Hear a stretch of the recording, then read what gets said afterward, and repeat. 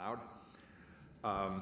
We're here today to hear from county staff about Multnomah County's current plans for a deflection program, and we're grateful to them for being here today.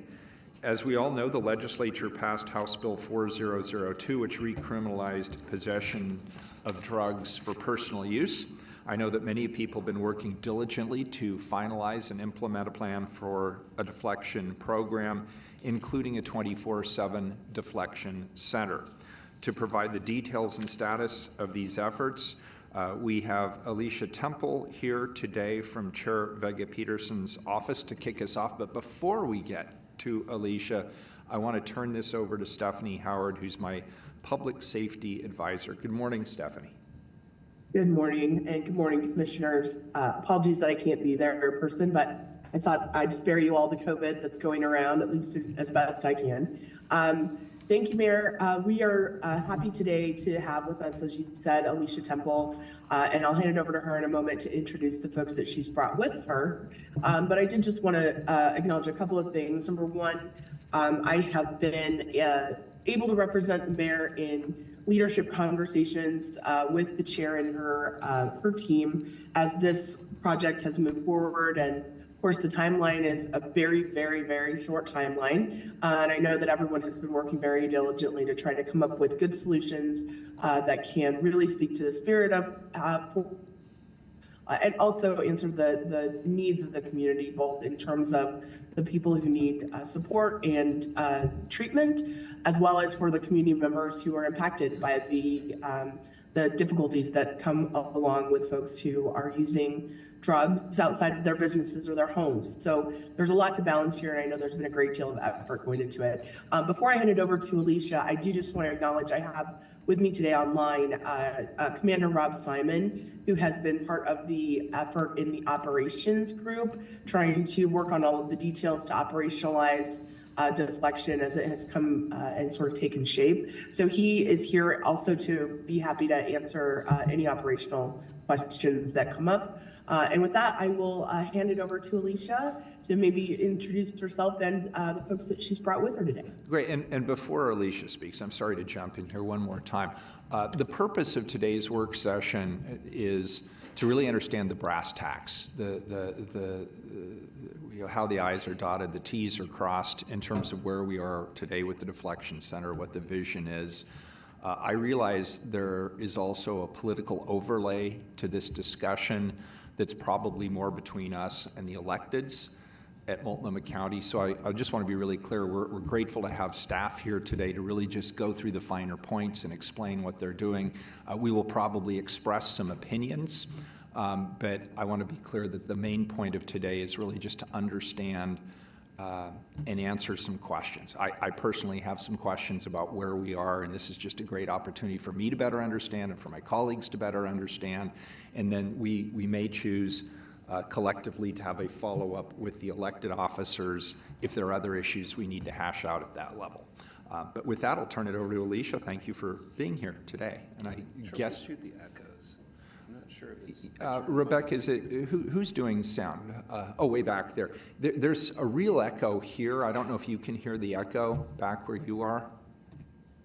And maybe if there's some way to magically erase the echo, that would be really helpful. Is it on every mic? I don't know. Try yours. I'm not sure if my does this mic have an echo? Does this sound good? All right. Then I'll talk less and Mingus talk more. No, that's unlikely, but thank you, Mr. Mayor.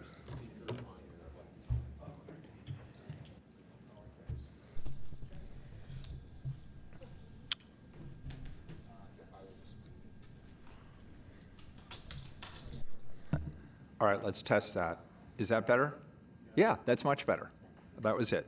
Good job. You should be in tech.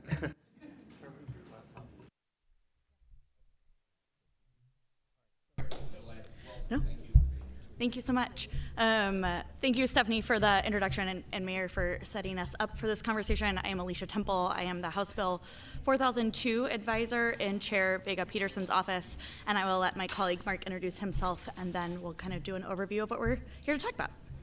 Good morning, Mark Harris, he, him. I'm in the Health Department Director's Office and helping project manage getting our deflection program up and going. So we have a slide deck this morning to go through very briefly, but wanted to set up a little bit about the work that's happened over the summer, where we're at for deflection for September 1 and for the longer term as we talk about the Pathway Center and having a 24/7 drop-off location for deflection. So I joined the chair's team in April specifically to work on this project. I had a background working in the legislature on the bill there, so came with a sense of what the kind of legislative intent around deflection was and how to try to bring folks together. I really think of myself as a facilitator of a lot of different groups, because one of the things that is really clear both in the legislation and in the efforts is that deflection doesn't work if it doesn't have all of the different parts as a piece of it, and that includes law enforcement, that includes behavioral health, that includes our court systems. You need everyone to be working together, and one of the things that the legislation sets up is the required partners to be able to apply for the funding. Those required partners are the CMHP, so the Community Mental Health Program, the district attorney, law enforcement, and a representative from the BERNS, the Behavioral Health Resource Networks. I think, as we all know, Portland area has 4 burn networks, so we tried to bring in folks from multiple of those networks to have a diversity of perspective from the burn providers. And then we also pulled in public defense, the presiding judge and the presiding criminal judge. Other providers, our health department, of course, the DCJ, and tried to have a well-rounded leadership group that represented both public safety and behavioral health voices as we moved through the summer and the planning process. So if we could pull up the slides. I'm not sure where that happens. Are there slides? Why don't I do it? I can, oh, never mind. Okay. Stephanie, are you able to? Oh, I think they're pulled up now. Oh yeah, they're there. Thank you. If you go to the next one. So the key kind of decisions that leadership group that I just described had to come to, we used the legislative program outline for the grant, for the Criminal Justice Commission's grant funding, as the kind of guiding framework for how to set up the program. And that included having to define really clearly who is eligible for deflection and what counts as deflection, what is counted as deflection completion.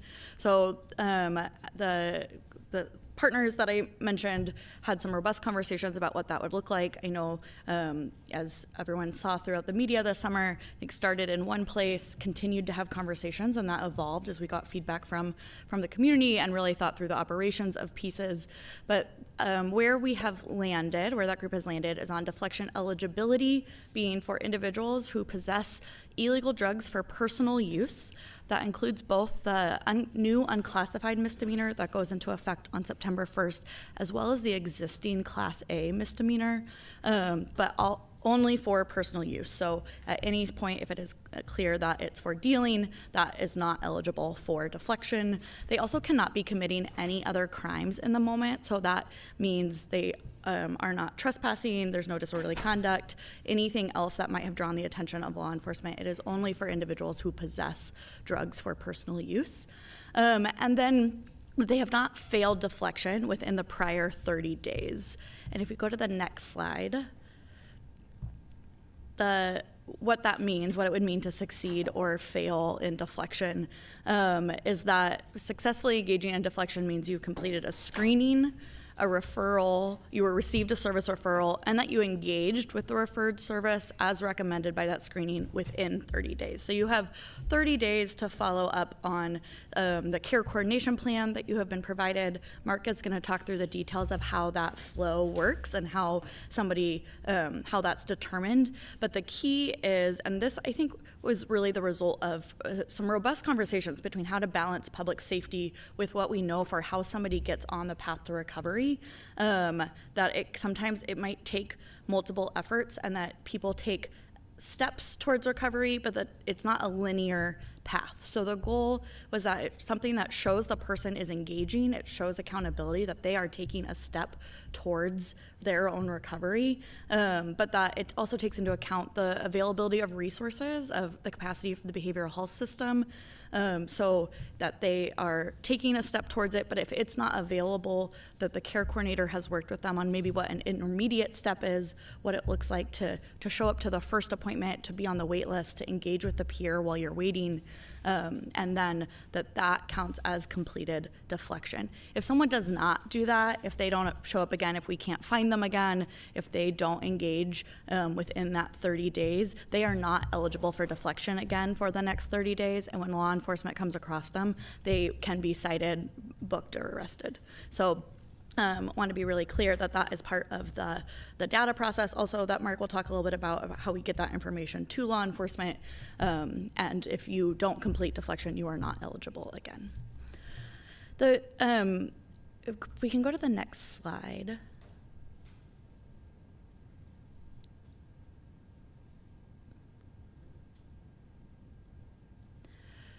So I will let Mark talk a little bit about the phased approach, but before that, I do want to highlight, I think one of the things about deflection that is really, has made it a very complex program is, again, that we are trying to move people between two systems that historically have sometimes worked well together and sometimes not.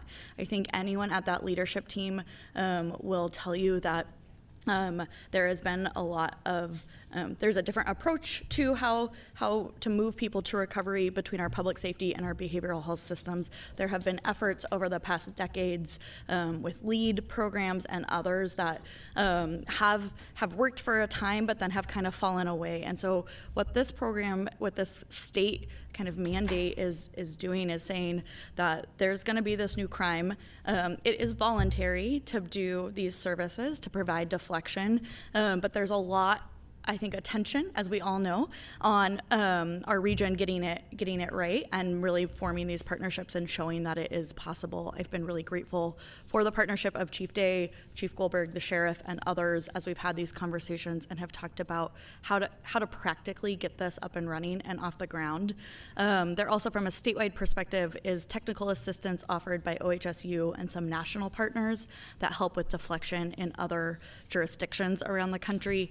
And one of the things that they emphasize is that deflection should be a bridge between those two systems. So on one side, you have the law enforcement intervention, where law enforcement is stopping an individual, they are seizing drugs, they are arresting an individual. On the other side, you have recovery, and the goal is to move somebody who has had that interaction with law enforcement to a space of recovery, and that deflection is that bridge that connects the two.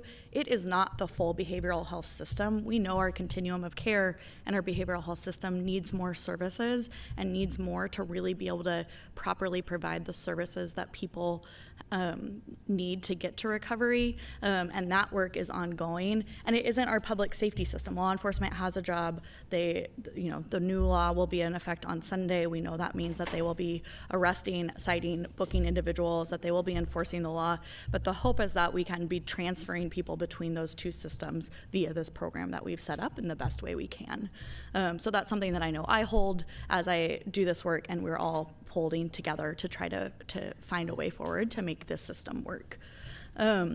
As we've looked at it, there both was, let's get to September 1. We need to have a program up and running on September 1. And this is a long-term program. This is hopefully something that's going to be around for a long time so that these two systems can continue to work together and talk together. And so we've been approaching it as a 3-phase approach. And I will let Mark talk about the different phases. Yep. Thanks, Alicia. So as Alicia said, we're standing up a 3-phase approach. Phase 1 starts on 9/1, and so that's going to include community-based deflection to start, and then we plan to be opening up the Deflection Center in October. So what that looks like is we have a short-term facility that is on, what's the new address? 9th and Sandy. And the county's leasing that for 2 years. And so in phase 1, we'll be doing like assessment, screening, Care coordination, connection to services. We'll also have basic need services, at the center. And we'll also be providing transportation out of the center. Phase 1 is going to be law enforcement drop-off only, at least to start, and we can always work on that as we kind of see volume, et cetera. There will be no self-referral or walk-in capacity within the short-term center. Phase 2 includes those same services at the center. However, we'll be adding sobering beds and medication for opioid use disorder, as well as other medication-assisted treatment. So we'll have those direct services in the center. At that point, we're going to open up referrals to other entities, and we'll talk about that on a few slides from now. And then lastly, while we're standing up the community-based deflection and our deflection center temporary facility on 9th and Sandy, we're also looking to identify a long-term sobering and deflection center that will be a county-owned facility.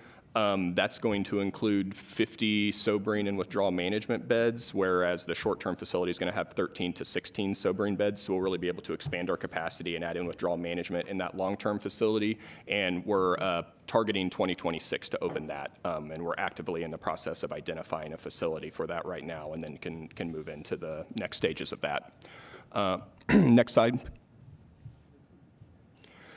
So what we have here is a visual diagram of what phase 1 is going to look like at the center.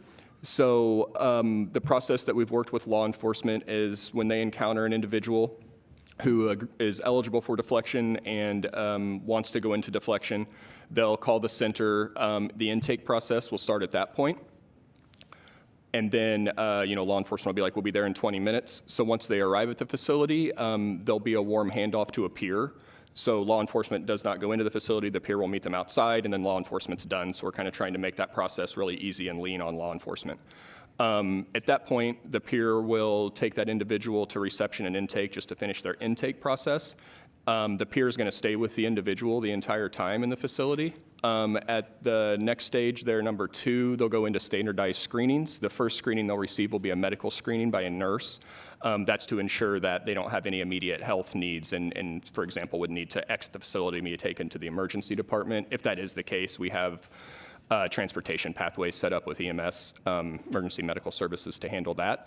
Assuming they're medically stable, then they'll go into some other screenings, so substance use disorder, mental health, basic needs screenings. After those screenings are complete, they'll move on and develop a customized care plan with the care coordinators in the center. And then next phase, they'll be moving to work on actively, initiating referrals, deciding which referral we're going to focus on for successful deflection. I think it's important to note, while they only need to complete one referral for successful deflection, we obviously want to be referring these individuals to everything that they need and that's available. So once we have the referrals in place, if something's readily available, we'll provide transportation to that service from the center. We're going to be offering everybody transportation out of the center, regardless of if something's readily available or not.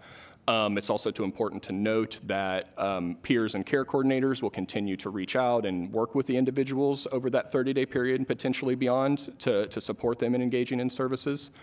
So that's phase 1, and then we can go to the next slide.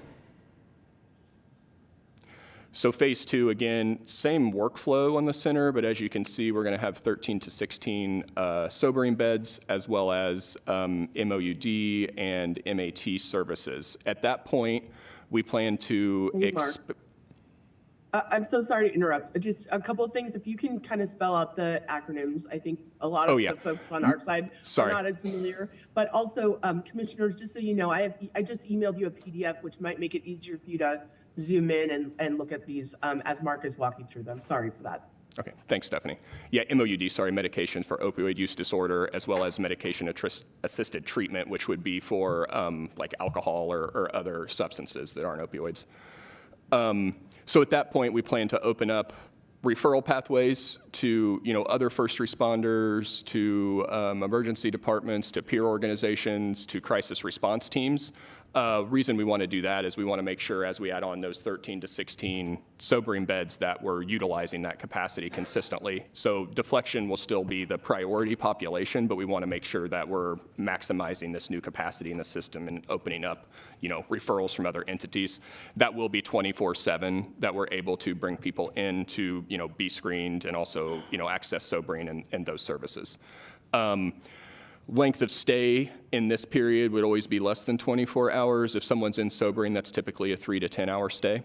And kind of in phase one, we're going to try to move through those screenings pretty quick, and we're kind of assuming that individual is going to be there for maybe 40 minutes or 60 minutes max. So we want to kind of be pretty lean on how we get them through in phase one, and then support their sobering and other needs in phase two. But that's typically 3 to 10 hours, and this facility, someone can only stay up to 24 hours because of the way that it's permitted. So that's phase two. I think to the data piece that Alicia's talking about. We have a provider who we've had under contract for about a month now, Turk House, out of Baltimore, Maryland. So they're going to be who operates the facility. So they're going to be able to physically get into the facility this week to start continuing to onboard their staff, we got to get all the supplies and all that stuff in there and get their workflows really mapped out. So they're going to be in town now and start to do stuff inside the center while we prepare for opening. Data-wise, the county is going to handle the reporting, so we'll be working with Turk and our other partners. We're building out all kinds of reporting sheets so that we can enter those into the state system, which will be REDCap. We just did actually get the required data on Friday, right? So we're really mulling through kind of what's the minimum we start with as far as our reporting, then building out iteratively for there. And I think that's another important thing to note during both these first two phases. There's going to be a lot of learnings. This is a new program. We aren't sure what the volume's going to be, and so we really have a process for continuous quality improvement, working alongside law enforcement and our community partners to ensure that, we're really getting these services dialed in and meeting the needs of both law enforcement and the individuals who we're working with. So that'll be the center. Go ahead and go to the next slide. Yeah. Just to jump in before we move to talking about before the center is up and running and community-based deflection, I want to add a couple notes around that as well. I think one, we started out trying to see how fast could we get sobering online. We know that that is a priority for law enforcement and for the city to see that sobering is part of this facility. And part of the reason it needs to be in phase two is purely construction. It is a different occupancy level in the building, so we were able to get, we had the lease on this temporary facility at the end of June. The construction team has moved at an incredible pace, and the city was incredibly helpful in getting all the paperwork done very quickly. I've heard our facilities team say they have never seen something move so quickly and feel so supported in that process from just every step of the way. So we've seen a really incredible amount of work done. We anticipate having the temporary occupancy certificate this week by the 30th, which again just has been lightning speed. But to get sobering, there needs to be a 2-hour firewall between that side of the building, and that has proved, we knew from the beginning that would require quite a bit more construction. So they are doing a lot of that work in advance for the second phase, but it will take a few more months to get the rest of the construction done. One of the challenges, and I will also emphasize, between phase 1 and 2 and phase 3, so why we couldn't be working towards the permanent facility all in one space, was the level of construction needed to have somebody there for more than 24 hours. It moves it into a much higher occupancy level, and you can't have an operating facility while you're also doing that construction, because you need to be turning off utilities, all sorts of disruptive construction for the type of work that would be happening on the sobering side. So as we started out the facility search process, had a conversation of, can we get one building that transitions into all 3 phases? What can we do that gets us there fastest? I think we are really honestly excited that we are on track to have those sobering beds aligned with what the sobering proposal that came out earlier this spring was estimating for. That 13 to 16 sobering beds by early next year is on track. We know the longer term facility is a longer timeline for the involuntary holds in particular, and more than 24 hours stay. So I wanted to acknowledge that got kind of split up between a few different phases in order to have something that could be as quick as possible on the front end. And of course, I know it feels important to acknowledge that the delay in opening of that facility to October pushes all of the initial part out. It speeds up the sobering timeline a little bit, because we're able to do some additional construction work while the provider is in their training. So that is one silver lining of the delay, but we also know it's not what any of us wanted to see. I think we are all disappointed to have pushed that back and make this pivot to community-based deflection for the first few weeks of implementation. So with that, I just wanted to have acknowledged the different phases and some of the permitting and facility decisions that were part of that process. So community-based deflection, so that's where we'll be starting on September 1. We do have coverage on Sunday, and then on the holiday, it's going to be less than 8 to 8 on those 2 days, but we are able to have community-based deflection. The plan right now that we're committed to is to start Monday through Friday, 8 to 8, and we're going to continue to try to expand that as much as we can, as quickly as we can, but the starting point is going to be that time frame. In talking with our law enforcement partners, we're going to start with a focus on Central Precinct, Moda Center area, East Portland, and East Multnomah County. And we're kind of honing in on those areas so that we can have as quick a response time as possible. And also those were areas that law enforcement identified that they would like to prioritize. We'll also be taking deflection outside of those areas, but it could be longer wait times. So that's where we're starting. Go ahead and go to the next slide, please.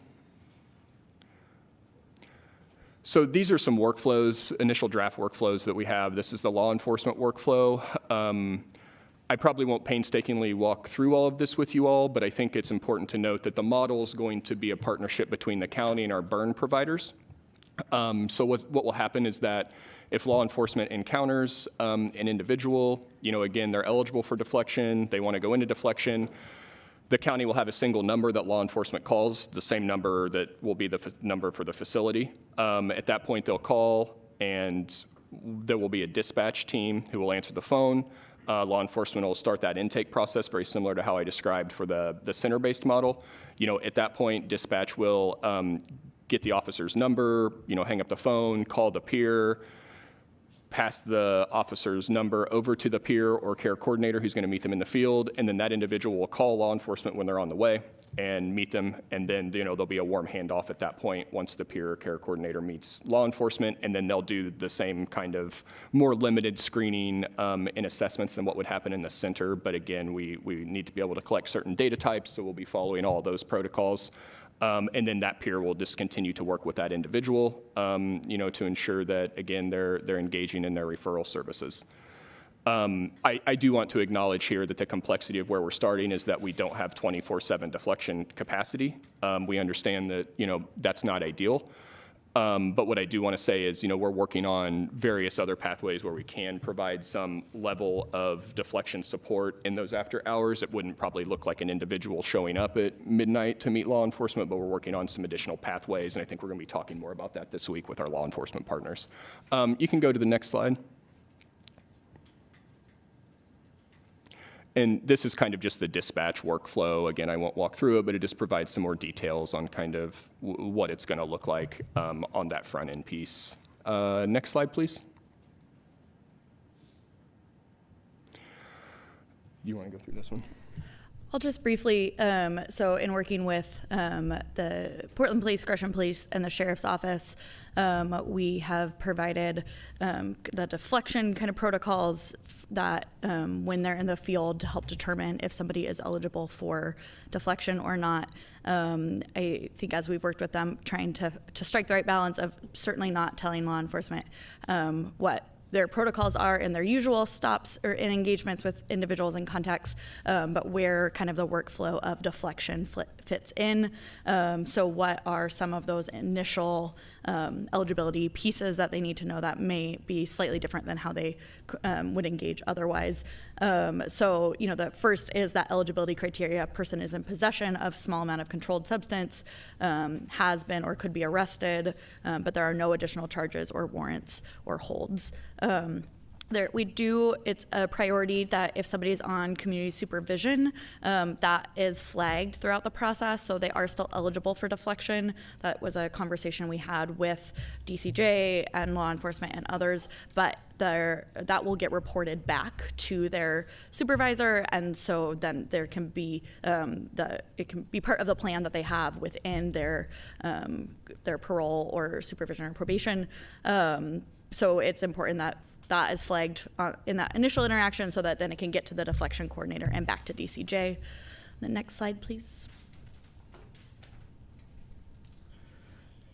And then I'll just flag on this piece. I mean, I think, we've been talking about the appropriate level of acuity for somebody to go through deflection. And so, what is important is that deflection is voluntary. Someone needs to be able to consent to participating in the program. So the person does not obviously require immediate medical attention.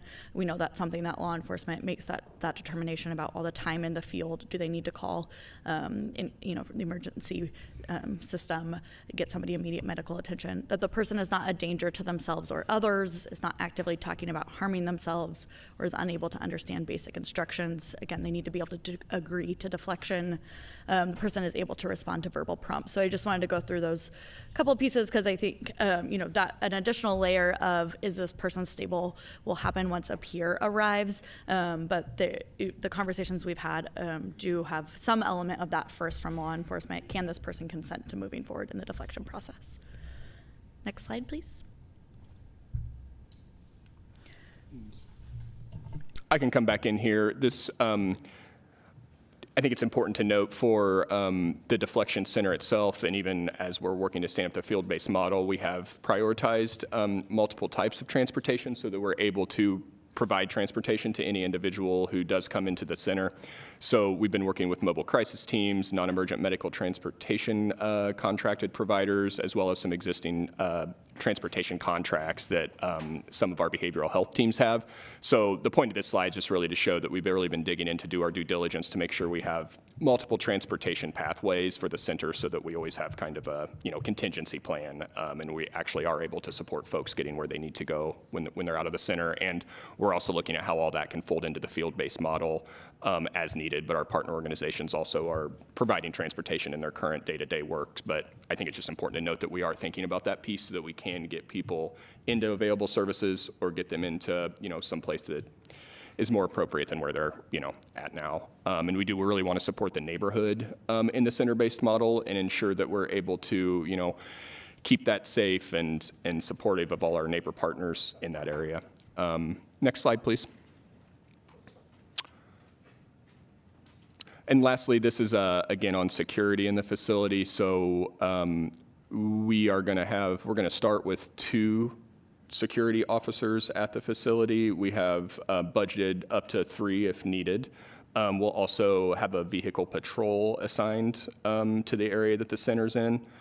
So the point there is we've also done a good job of kind of selecting officers from current programs that are similar in scope to the Coordinated Care Pathway Center, which will be the name of the Deflection Center.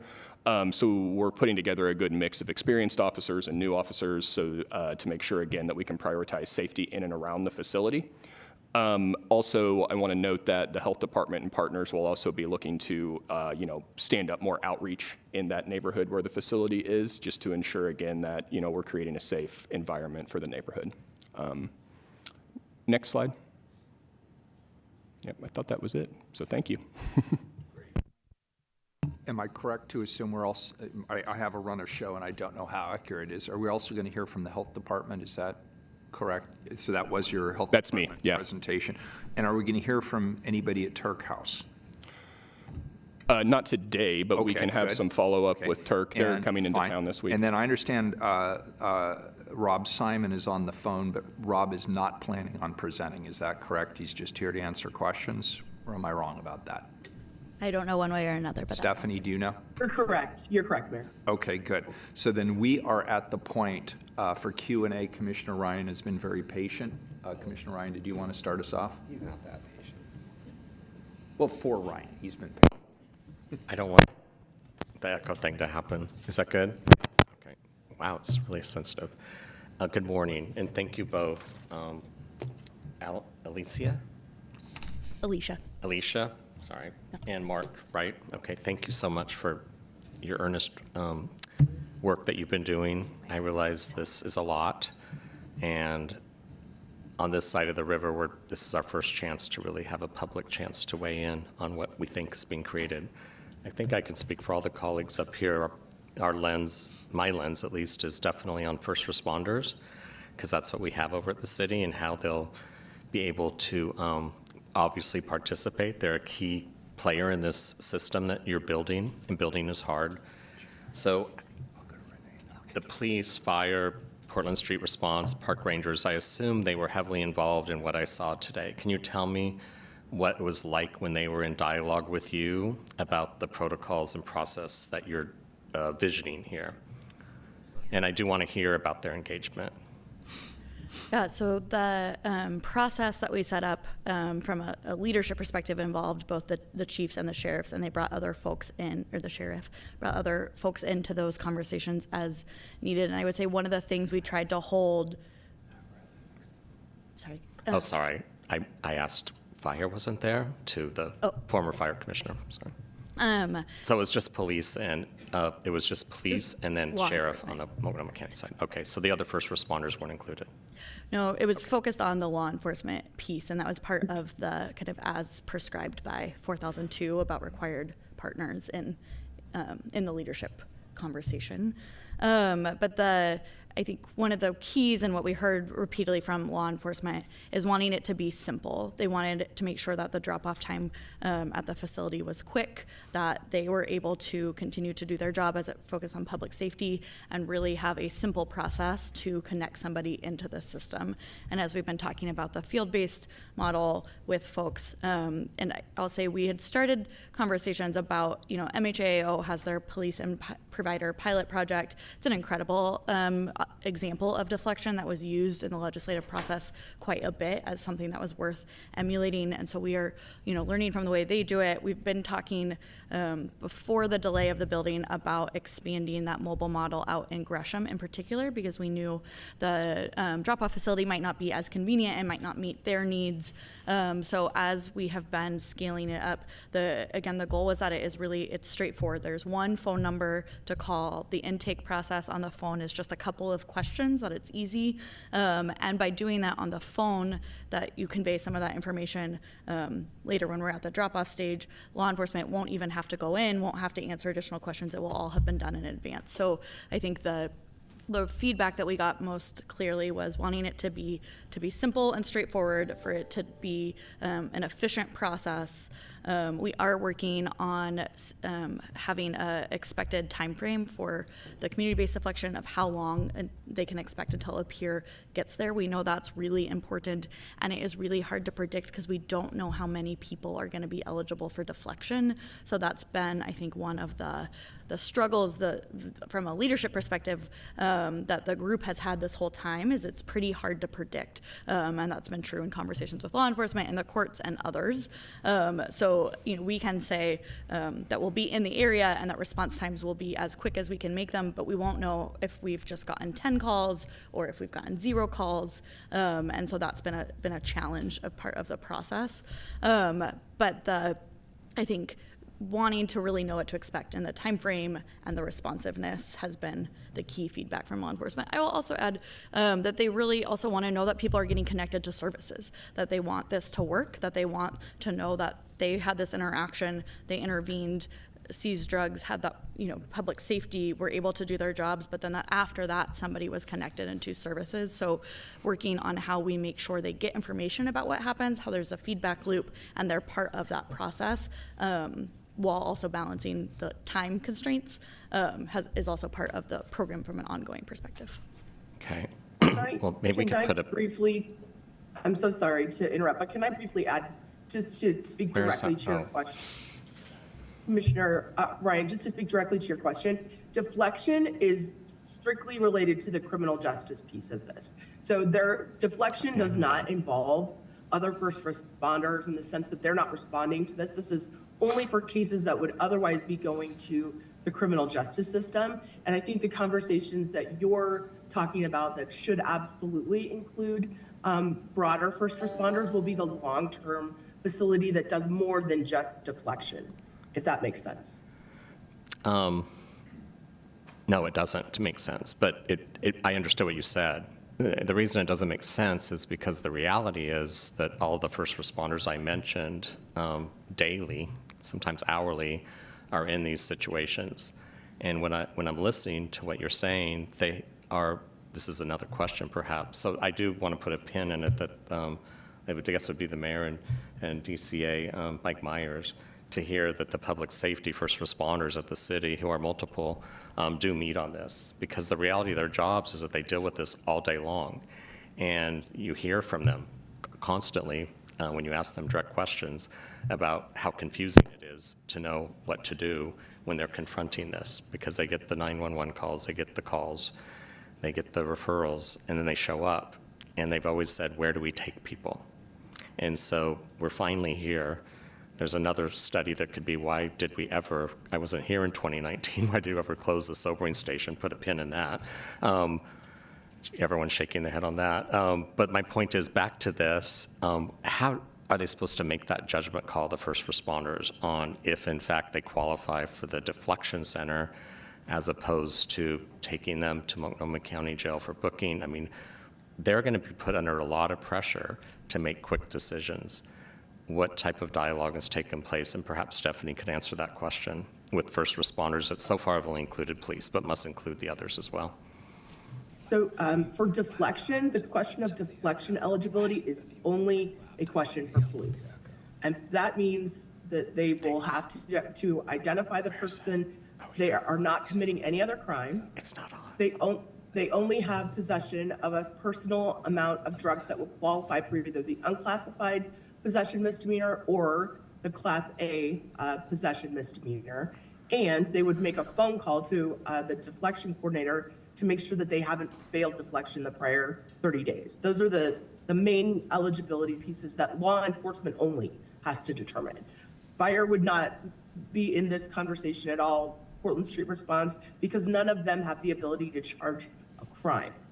So deflection is limited to that very small universe, which is why the deflection center being focused only on those pieces is different from the long-term permanent sobering facility, which will speak to the other pieces with, people in acute states of intoxication, people who require care and are not necessarily just there because they have a criminal case that they are trying to receive services in lieu of a charge. Okay. Thank you, Stephanie. So we know the reality is that a lot of people that they would confront are probably, let's just say, quite high off the current cheap and accessible poisonous drug that's readily available on our streets. And so they're supposed to make a judgment call on if they go to the deflection center or... No, it's so, and I wonder if maybe Commander Simon can jump in and speak a little bit more to the boots on the ground perspective of that. The person has to be able to choose deflection. So they have to be in a state of at least enough consciousness to voluntarily choose deflection. When they come in contact with a law enforcement officer, if they meet that criteria, they get the choice. If it's during, at least initially during the mobile deflection hours, do you want to do deflection or do you want to go to jail? And so they have to be capable of making that decision. But Rob, could you say a little bit about how officers make those kinds of judgment calls? They make those kind of calls a lot in different contexts.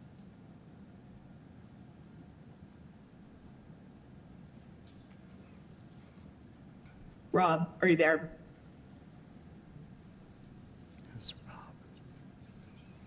He may have stepped away. Let me shoot him a text, but, oh no, there he is. I'm here. Sorry, when the city's IT systems go down, it puts the police bureau's firewall system to in full effect and basically puts us in a lockdown until they do the procedures that we basically have. But to answer the question from Mr. Ryan, I appreciate the question. And Stephanie hit this correctly, is that the willingness for the person that we're contacting on the street is the key factor in this, as well as the officer's understanding of what the bigger environment is, where this person is at in the time, who is the complainant of the call, is it in front of, a local coffee shop downtown, and the person is a chronic offender, and there's other criminal charges out there, but in the moment we just have a possession crime, then the officer in that case may choose to go to pass booking. If the person is, a first-time flyer, so to speak, not a regular, they're willing to participate in deflection. We call deflection. The deflection is, they're deflection eligible, and then we'll go to the deflection route for the officer. Thank you. Who was that? That was Commander Rob Simon. Okay. It was, anyway, it was kind of like listening to a call while you're driving down I-5. So I struggled to hear everything. Maybe that was just me. My other question, there's so many all of a sudden, is how did the coordination go when looking at Washington County and Clackamas County, neighboring counties? I'm always talking about how we need to align our practices with neighboring cities, neighboring counties, and I sometimes sense that we try to do things on our own here at Multnomah County, and I'm concerned. What was that dialogue like? Because it seems like they're opening up their centers, correct?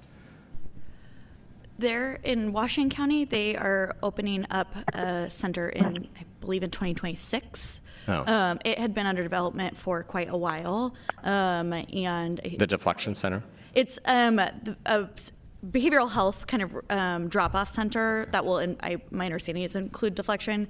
I think other counties are, some counties have stabilization centers that they are going to use. Not every county is using a place-based model, and I will say that is one of the things that we heard loud and clear from the city and from our law enforcement partners, that there needed to be a place, and that is something that is different than our neighboring counties, that wasn't necessarily a core part of their program. So in Washington and Clackamas, there will be an initial interaction with law enforcement, and then at a later time, the district attorney will determine if that person was eligible for deflection. They have slightly different, every county has slightly different eligibility criteria. Some include other potential crimes. So you could include other low-level misdemeanors in as eligible for deflection. In Multnomah County, the leadership team chose to keep it narrow, only to possession.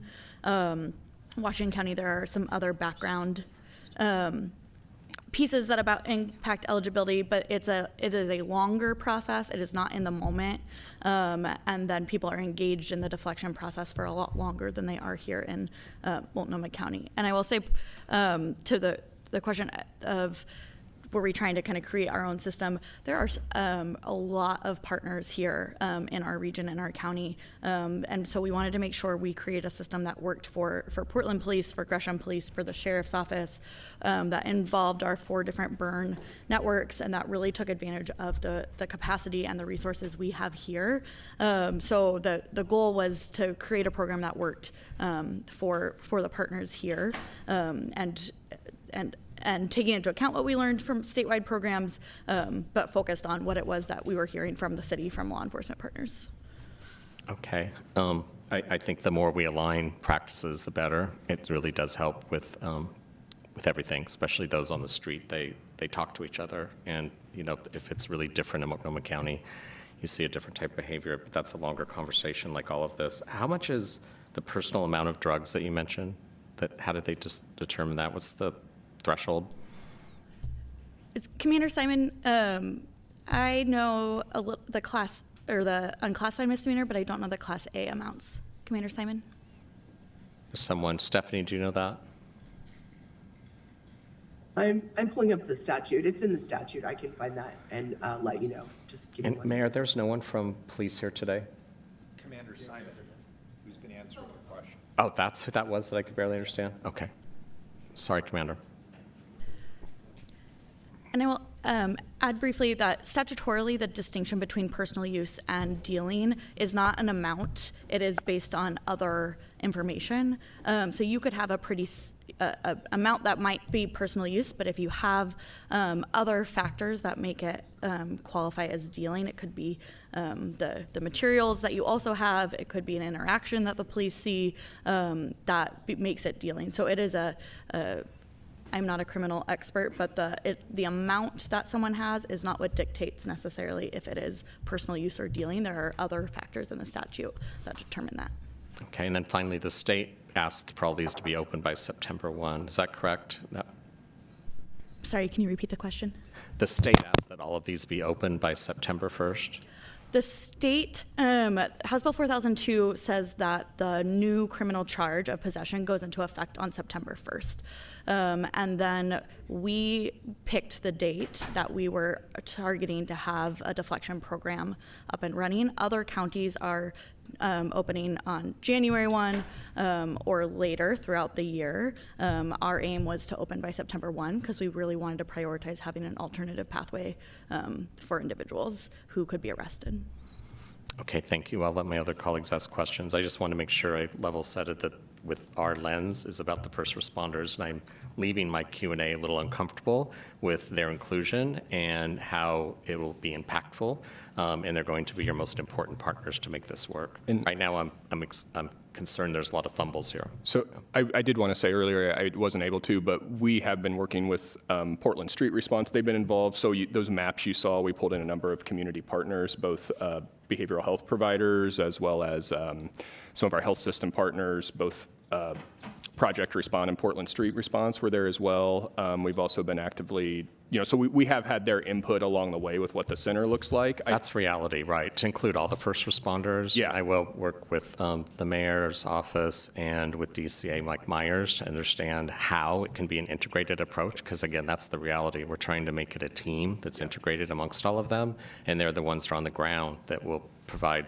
the services to bring people to these centers. I think it goes well beyond police. And once we have the phase 2 sobering services on board, that's when we would be opening up referrals from other first responders. So I think to your point, having those conversations now and how that gets slotted in as we're planning for the sobering to come on board is going to be critically I important. appreciate that. I'm trying to avoid the sobering center conversation for later questions. I do hope we have more urgency on that soon. Thanks.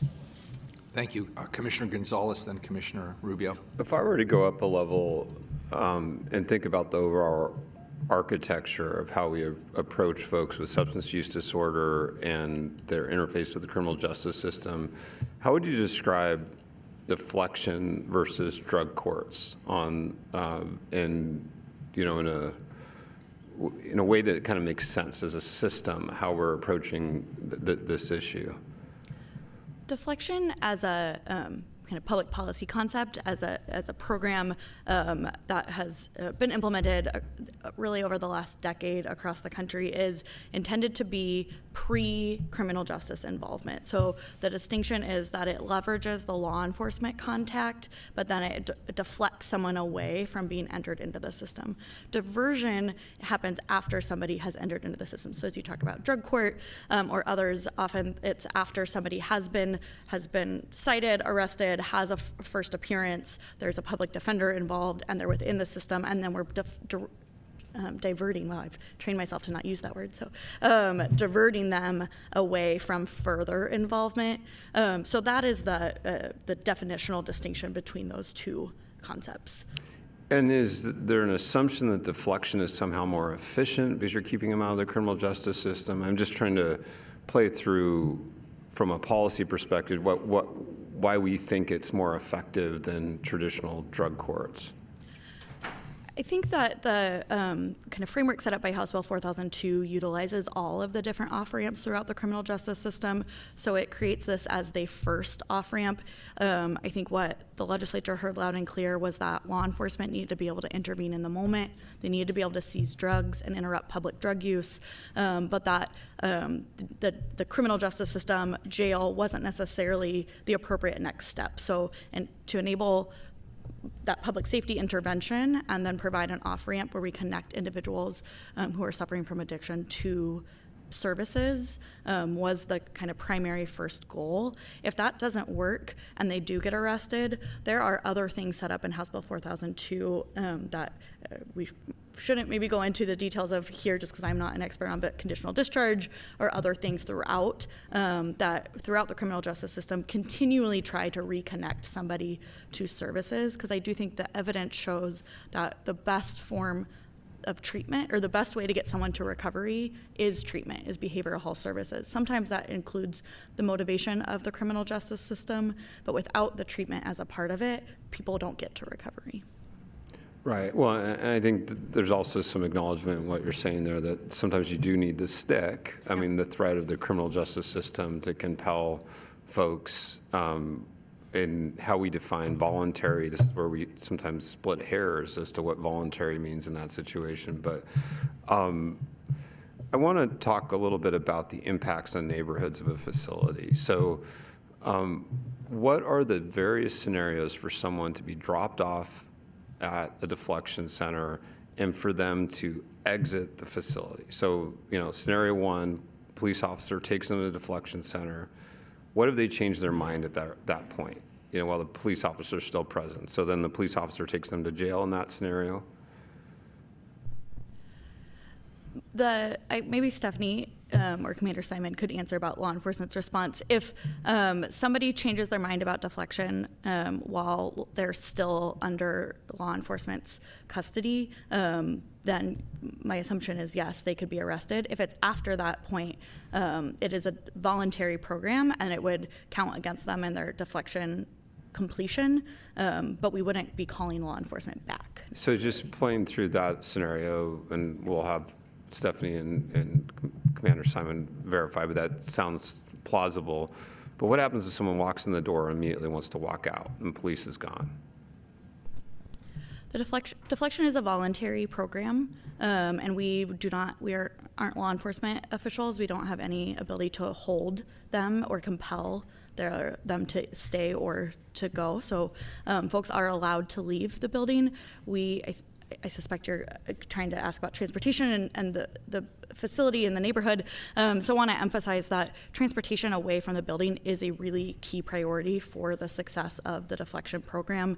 We're working with the neighborhood to make sure that we are maintaining an orderly environment and a safe environment. As Mark said, we have multiple different transportation options that we are setting up. As we've learned from the provider, Turk House, they, in their program in Baltimore, have a similar setup. They don't compel people to take transportation, but it has not been a problem for them of people refusing transportation. And so we're learning from what they have. I think also talking about how to train people in kind of motivational interviewing and incentivizing to make sure that people use the transportation that's provided. That is a priority. Yeah, I would certainly appreciate hearing from Turk House on that and what's worked and what hasn't. I mean, I think it's a legitimate concern for neighborhoods as to, we're bringing folks with a certain degree of acuity into a confined space, and folks may change their mind. They may figure out how to game the system, and it's really unfortunate if we're putting that externality on a specific neighborhood in the city. And so I just want us to think through how that actually plays out. And on this point, how much do we evaluate the jail itself as the place to do deflection, right? I mean, it does have capacity, it does have space, it has substantial security investment. You don't have pure specialists, you don't necessarily have the behavioral health, but that doesn't mean you couldn't.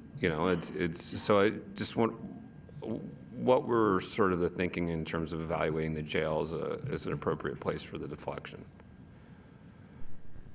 I'd have to get back to you on some of the kind of details that you just asked about capacity and other things in the jail. I would say that the goal is that this is pre-booking, pre-jail is I think one of the kind of core tenets of deflection, that it again leverages law enforcement but is a handoff, and that there's some kind of trauma-informed engagement in how we're connecting people then to the recovery system. But I also, I just think the goal that we set out with was to really meet the need that we heard from the city and from law enforcement to create a sobering center and a drop-off facility for law enforcement. I think that is what we have been holding as what we heard really clearly as a necessary component of this program to make it work. So I would say I came in right away with a focus of trying to deliver on that priority, that there was a law enforcement specific drop-off that connected individuals to services. But the current plan is that we wouldn't have a sobering center until what time period are we talking about for sobering center? Talking about early 2025. Okay, and then so I think everybody shares the goal of a sobering center. I think we're all committed to that. I'm concerned about the impact on neighborhoods of folks disembarking, and it's very hard to tell a resident that their concerns are unfounded. And I would contrast that a little bit with the residential treatment center, where you have people that are already on a pathway to recovery, and there's pretty good track records with a lot of those residential treatment centers, but a deflection center on the front end when people are often literally coming right off the street, this is, it's just a tougher message to have with a neighborhood that you shouldn't be concerned about what's being brought there. And again, I bring it back to the possibility of a jail that has capacity. It's already figured out security. Can you have a designated space there that is not booking, but that can safely address, a really tough part of the interaction? I guess I want to transfer a little bit to questions about workforce capacity. So we want peer specialists on intake. We want someone shows up at the deflection center. We want to. Do you call them peer specialists, or what's the technical term? Yep, that's fine. Peer. And do we have any assessment of the capacity in that workforce right now? How many of those folks are out there? We hear all the time about the challenges in behavioral health in terms of workers and a peer specialist. How many of those folks are out there? And I'm just curious what we know right now. Yeah. We do have a pretty robust peer network. I can't give you the numbers right now, but it's something we can follow up with. We can work, our behavioral health resource network partners, many of them are peer organizations or organizations that are providing, a suite of behavioral health services that include peer services. I think it's important to underscore that the staffing model for the center, while it is peer-based, we're going to have nurses there. There's going to be care coordinators, which are credentialed like case managers. And then we'll have an intake specialist as well. So it's a number of different kinds of staff. Part of the reason why we needed to move back the opening of the center from September was because Turk House has been rapidly hiring out to get nurses on and get everyone on, and then that takes time for them to onboard and train. And so we are really taking an approach at the center where we have a comprehensive suite of services. So, peers play a critical role.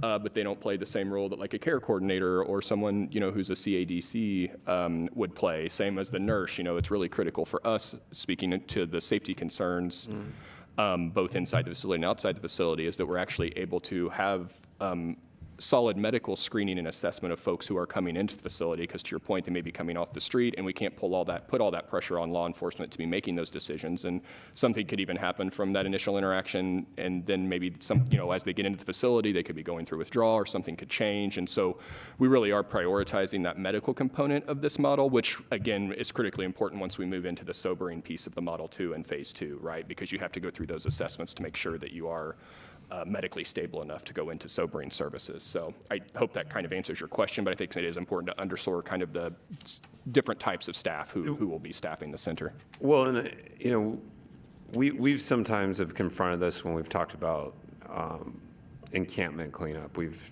tended to prioritize contractors who utilize folks with lived experience on the street. And while I understand the interest in that, I just have concerns about creating a self-imposed limitation on capacity, right? I wouldn't want us to hold up a deflection center just because there's not enough peer specialists right out of the gate, given the importance of this to our community. That's all. I get intuitively why we want someone with that lived experience and has gone through it and been on the road to recovery, but we have so many workforce constraints across our system. I wouldn't want to self-impose one additional one. That makes complete sense. I do want to state that really it was the nursing component that was really sort of the piece that we had to have in place in order to safely operate. And Turk has actually hired the number of nurses that they need at this point, so they're going to be onboarding at different times.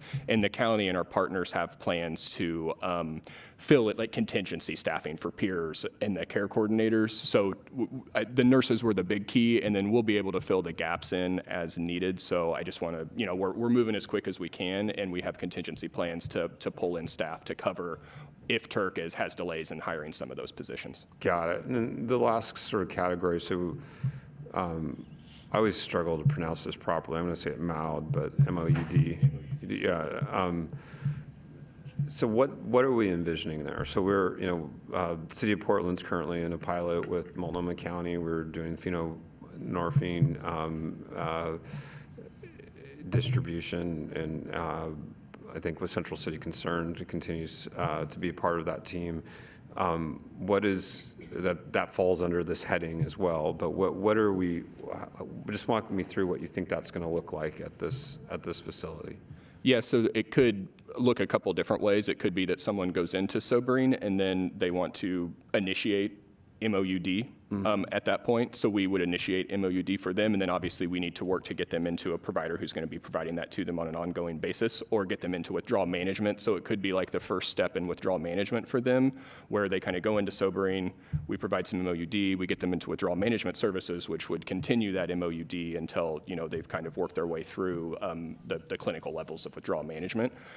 It could also be that someone comes in and maybe they don't need the sobering, but they would want to initiate MOUD to take over the long term. So again, we could start it there and then work to get them into one of our community providers that could continue that MOUD for them, you know, in order to support them moving forward in their recovery.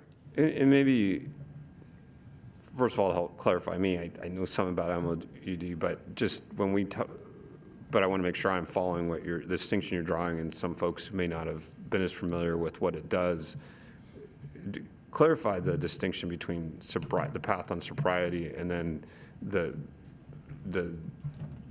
painful aspects of withdrawal and why we do MOUD. Can you give like the 20-second version of what you were getting at as those two different parts? Yeah, I'll try my best. So in withdrawal management, you can use MOUD to sort of, you would start at a certain dosage and then scale that down over the course of, say, 3 to 5 days until they have kind of worked their way through that initial withdrawal phase, and then they wouldn't need MOUD. They wouldn't be going through active withdrawal at that point, so that's sort of like a clinical way to go about it. You can also do withdrawal management without medication, but that's an individual and medical choice that gets made there.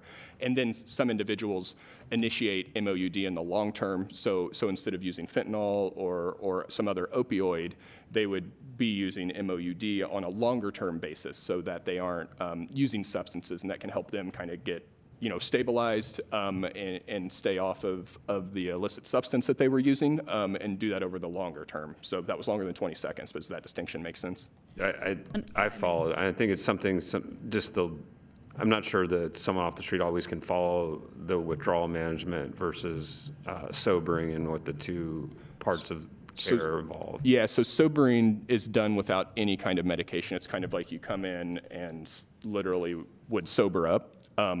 In traditional sobering, that all started with, it was an alcohol-based model, right? And so that's different than what obviously we're facing now with like meth and fentanyl. And in today's age, especially with fentanyl, individuals go into withdrawal a lot quicker.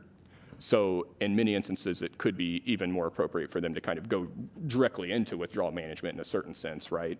So those are just some clinical distinctions. I think the thing to understand about sobering is it's a model that when you're in sobering, you aren't receiving any sort of like medication. It's just sobering. And then withdrawal management typically would include some sort of medication and support in that way. Got it. Very last question. So the mode providers that you're anticipating, who is that right now? So I'm familiar with Central City Concern. I'm familiar with, you know, what CHAT does in Portland Fire. Who, as you're building this system out, who do you envision administering that? Yeah, so we're planning on doing what's called a satellite model for the MOUD at the temporary facility, where you have kind of a telehealth and another, like, so we would have a contracted provider who would be providing a satellite model. And to your point, we would need to be working closely with Central City and the other behavioral health partners who provide those services.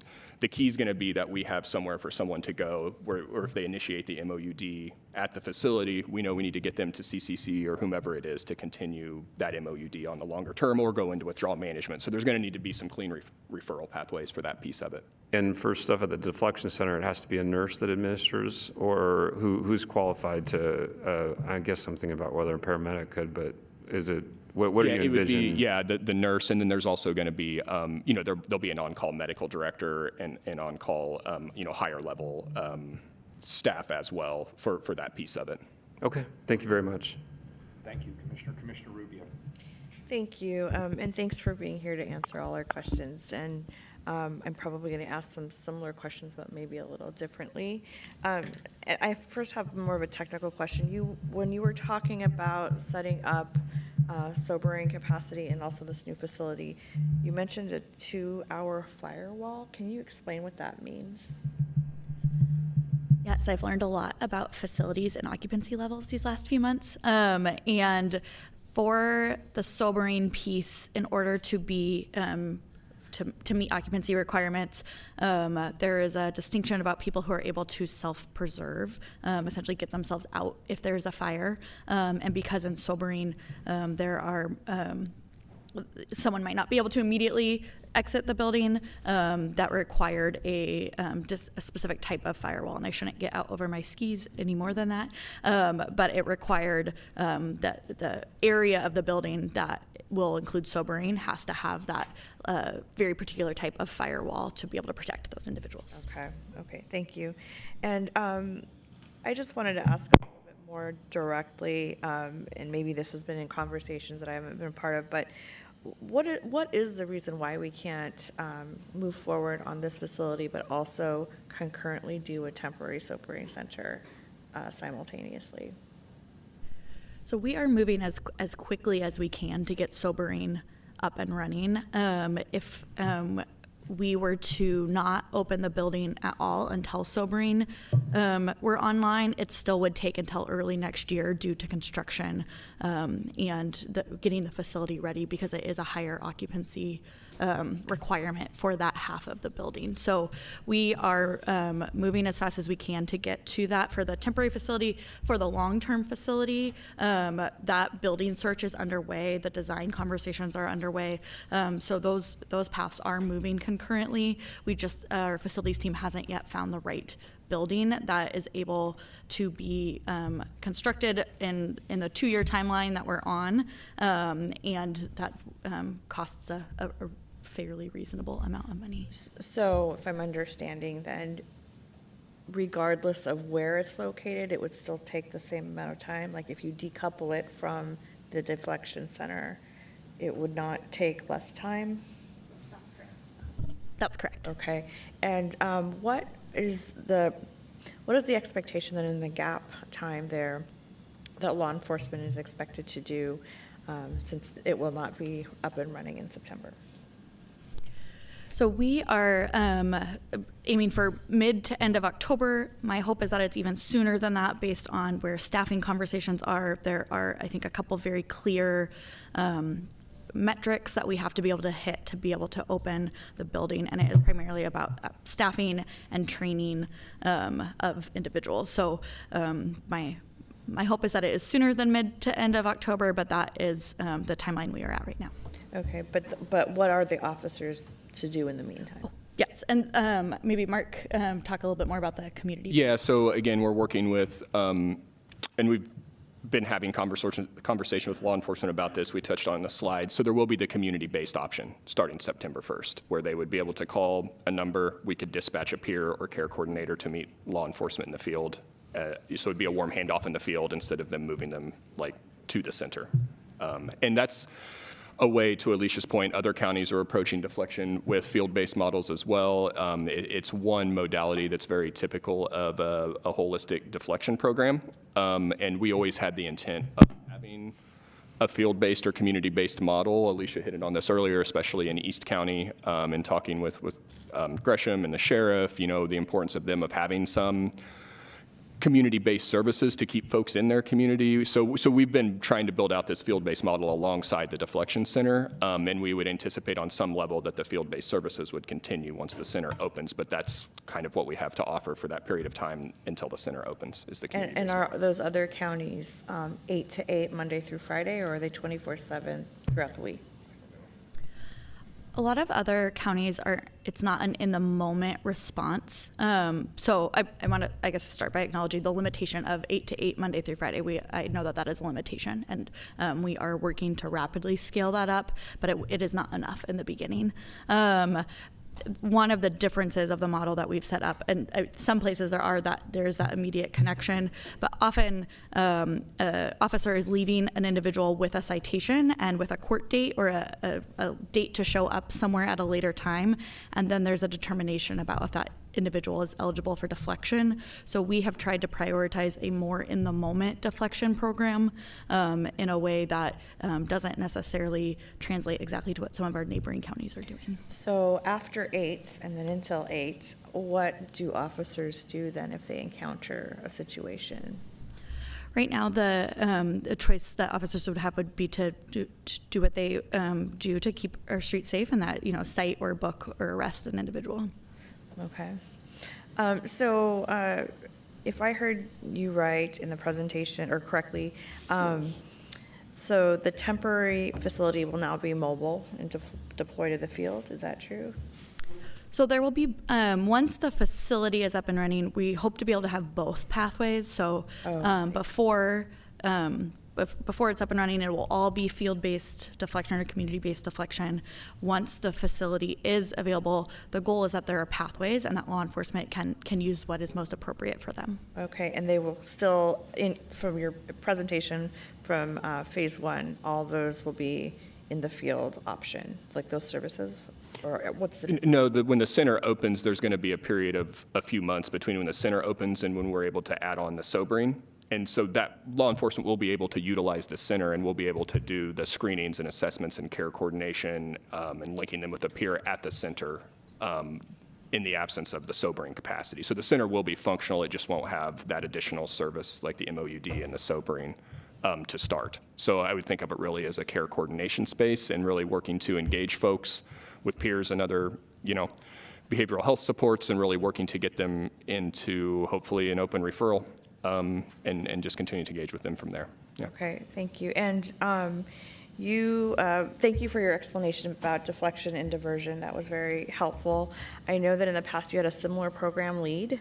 Can you talk a little bit about, although it's a diversion program, were there any lessons to be garnered from that program, since it's not functional anymore, right? It's phased out. Yeah, and LEAD can be a deflection program, and I have had the opportunity to learn quite a bit from both the Seattle LEAD program, which is one of the kind of national models for LEAD, and from people who worked on the LEAD program here. I believe it's 2017 around that time that folks tried LEAD. I think a couple of the lessons certainly that I have heard and take with us is one, starting small with deflection, making sure that we are starting in a way that is targeted and that we can scale up, but we aren't taking on too much right at the beginning, so that we make sure that it works.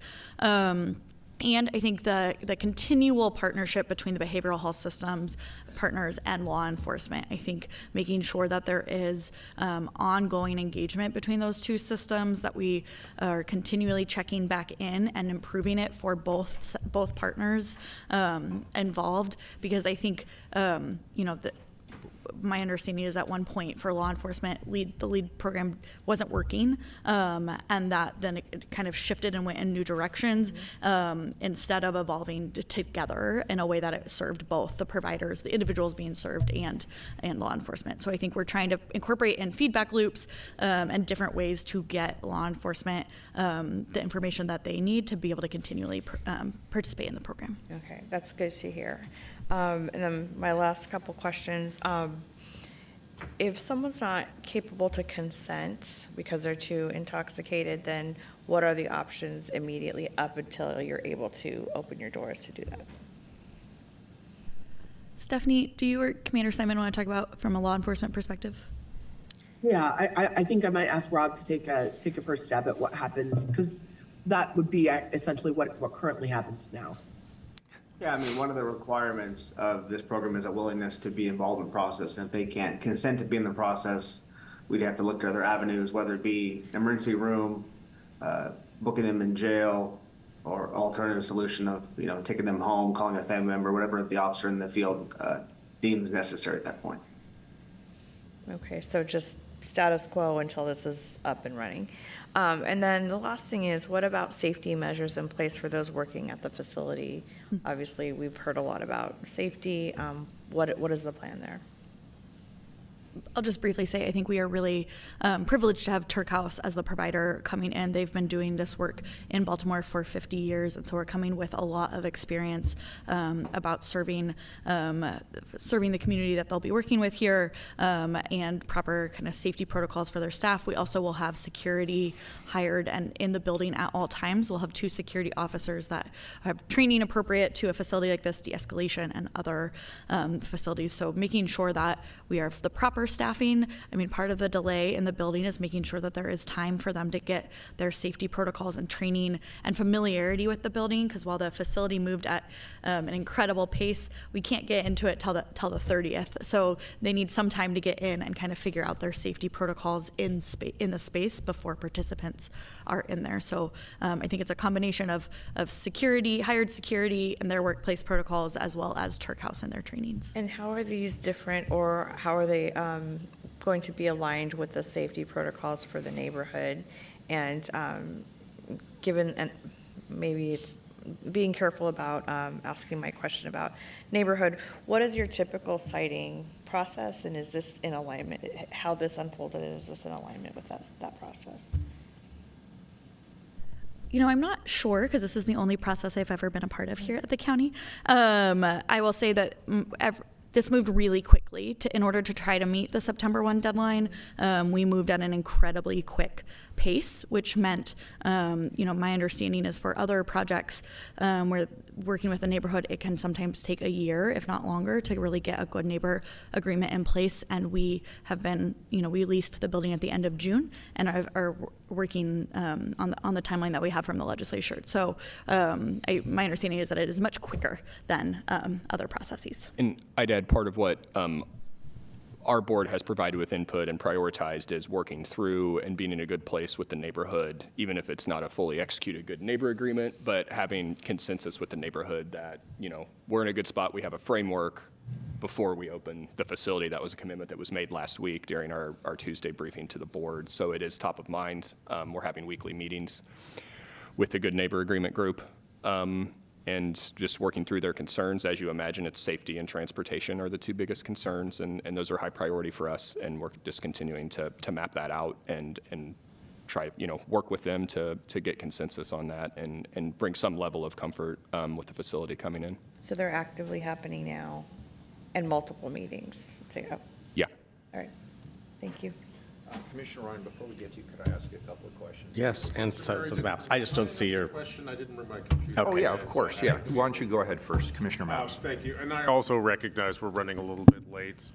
We have till 11:30, correct? Yeah, we're 11:30, Okay, great. so I'll try to, and I'd like to actually, I'm eager to hear the mayor's voice on this. So I just want to ask a couple of quick questions, and then I can turn it back to the mayor or my colleagues. First, thank you for being here. This is very important work. I very much support the concept of the Deflection Center, and to share a little bit about myself, I also live about half a mile from 9th and Sandy. So like you, one of the things I spend a lot of my time doing is talking to my neighbors and trying to answer their questions about how all this is going to work.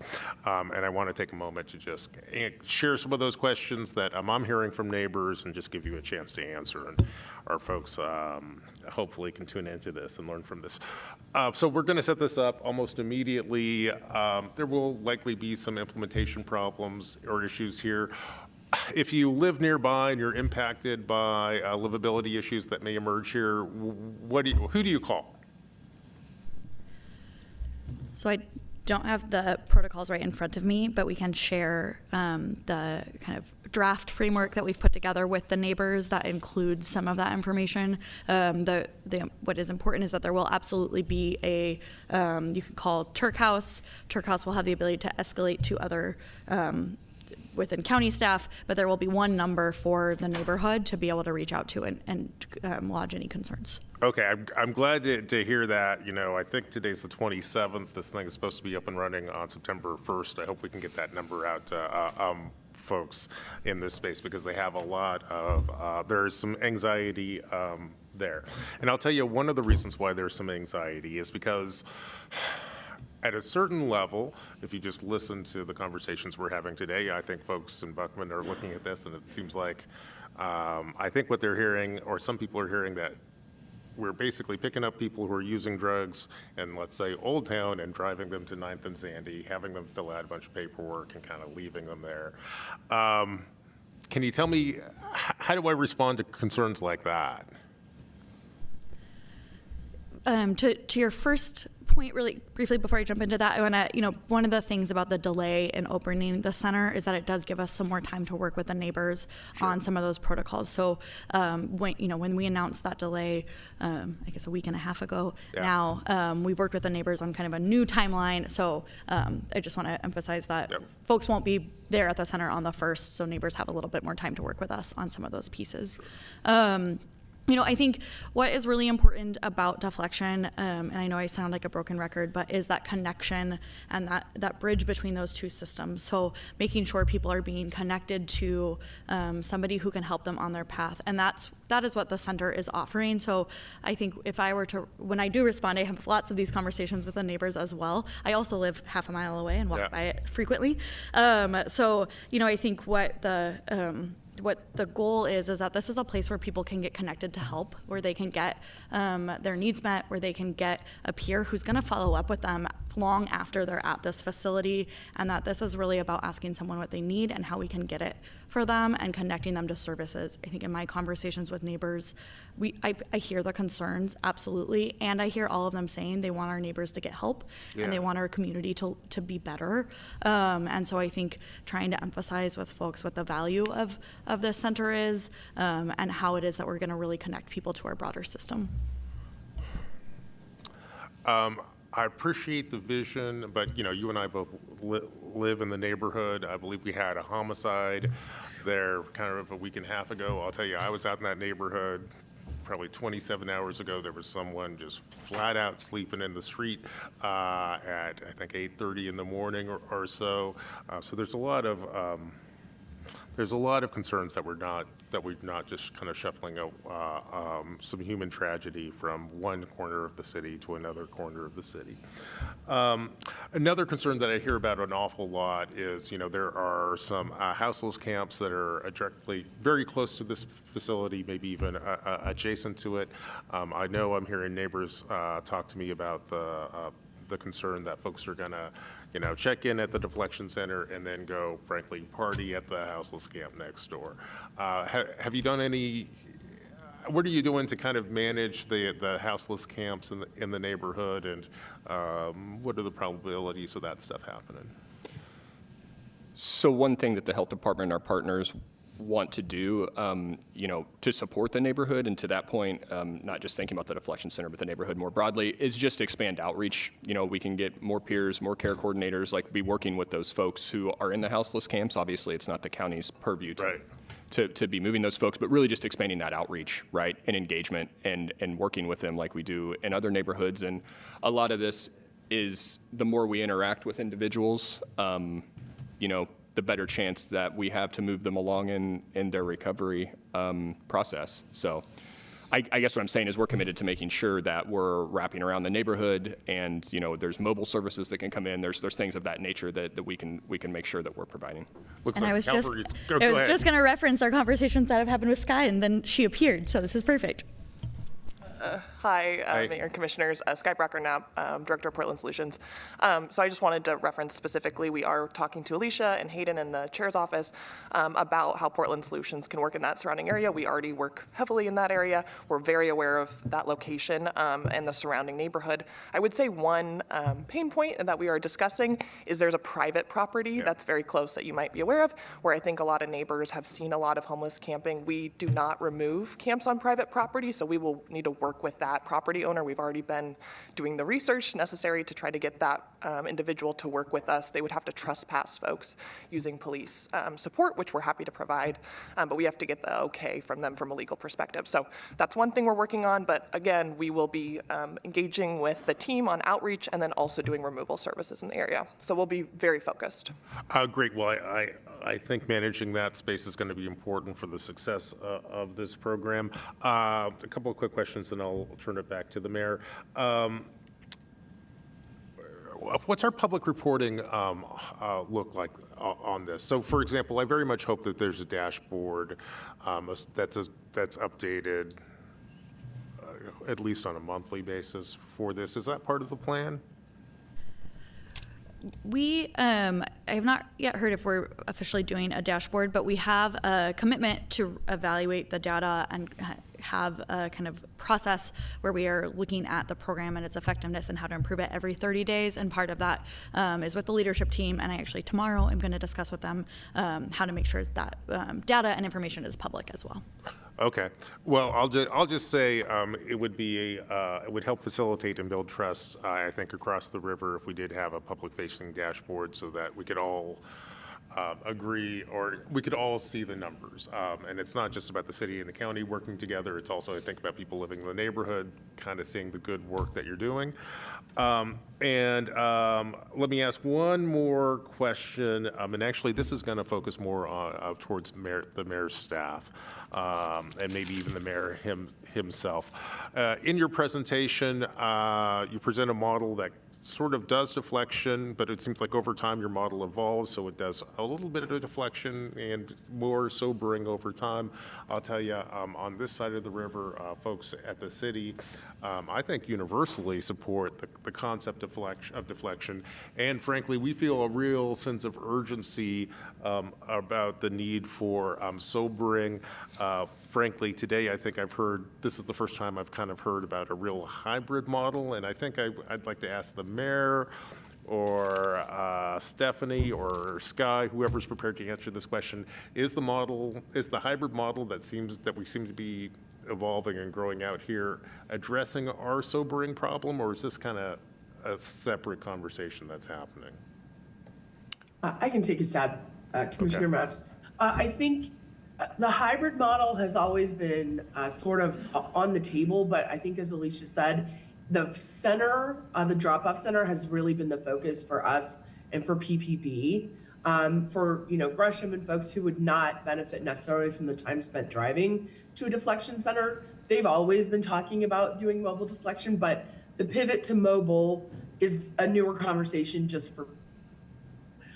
But that being said, I think we've always wanted to provide as many options to reach people who are, in the throes of this stuff as easily as possible. So I think we're just the change in the order of events here is just throwing a little bit of a curveball for us.